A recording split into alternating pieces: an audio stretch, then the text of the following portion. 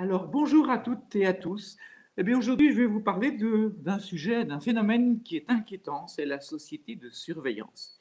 L'émoi est fort, pour ne pas parler de révolte, en France, face aux déclarations et aux décisions du président Macron et maintenant de l'Assemblée nationale, qui exigent désormais un pass sanitaire, en fait une vaccination ou un test à renouveler à chaque fois, pour de multiples activités de la vie courante, comme aller au cinéma, aller au restaurant, aller dans un centre commercial ou encore voyager.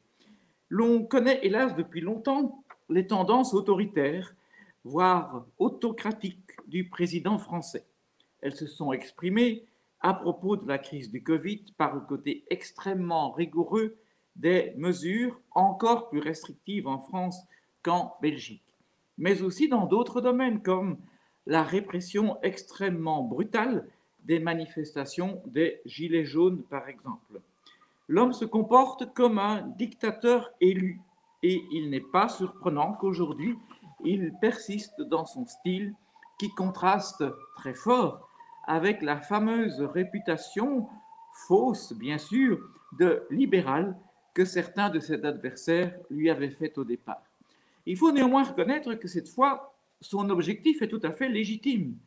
Les Français sont très en retard au niveau du taux de vaccination par rapport à d'autres pays européens, y compris la Belgique d'ailleurs, et c'est dû en partie évidemment à l'incurie de la bureaucratie française, très lente au démarrage, mais c'est aussi dû aux réticences difficilement compréhensibles d'une partie de la population française qui renacle à se faire vacciner.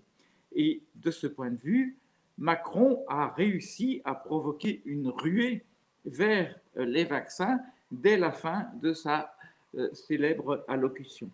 Peu de gens acceptent évidemment l'avis de citoyens de seconde zone réservé aux Français non vaccinés sous le joug du président Macron. C'est une bonne chose. Les dirigeants sont dans leur rôle lorsqu'ils incitent la population à se protéger et expliquent l'inanité des arguments des antivax et autres complotistes. Mais ce succès, encore relatif et peut-être provisoire, ne justifie pas les méthodes. La fin ne justifie pas les moyens, y compris et surtout pour les politiciens, pour ceux qui ont le pouvoir. Et les moyens utilisés par Macron sont extrêmement dangereux pour les libertés fondamentales et le problème excède largement la question déjà importante du Covid et de l'après-Covid. Il faut se rendre compte que ce qu'on exige en France, c'est désormais de justifier de sa situation de santé pour participer à des tas d'activités quotidiennes, simplement pour vivre de façon normale dans notre type de société. L'état de santé, c'est pourtant une donnée confidentielle qui n'est pas destinée à être divulguée aux policiers et aux gardes privés des centres commerciaux. Le pass sanitaire, en outre, est évidemment nominatif. Il n'est pas normal qu'il faille justifier de son identité pour simplement circuler dans son pays. Les règles sur les contrôles d'identité se limitent normalement dans un État en paix, dans un État démocratique, de manière classique. Ça se limite aux personnes qui sont suspectes d'avoir commis une infraction et pas à ceux qui vaquent à leurs occupations normales. Or, devoir montrer son passe sanitaire et son identité, c'est évidemment un peu plus encore qu'un contrôle d'identité. Ce que crée Macron, c'est un véritable passeport intérieur, comme cela existait dans l'Union soviétique communiste et que même Poutine n'a pas réinstauré. Tout cela est un élément de plus d'une véritable société de surveillance qui est déjà en voie d'implantation dans d'autres domaines.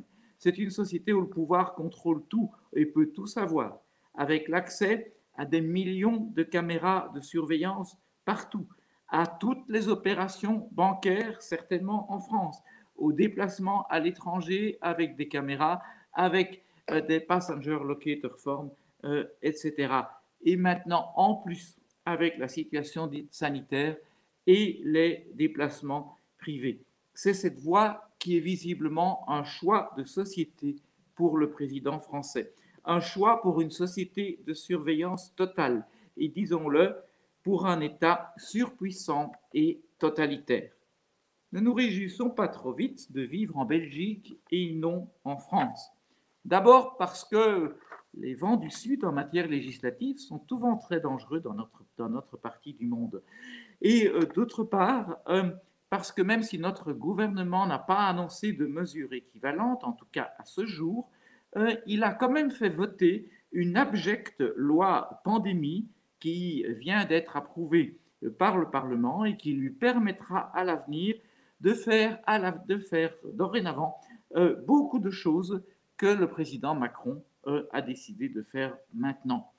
Et il y a aussi en Belgique un projet de passe sanitaire, cela existe, et il a déjà suscité des remarques très légitimes mais très négatives de notre autorité de protection des données.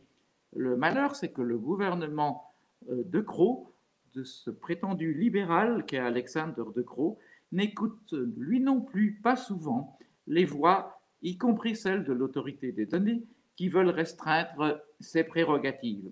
Alors oui, même en Belgique, la vigilance s'impose.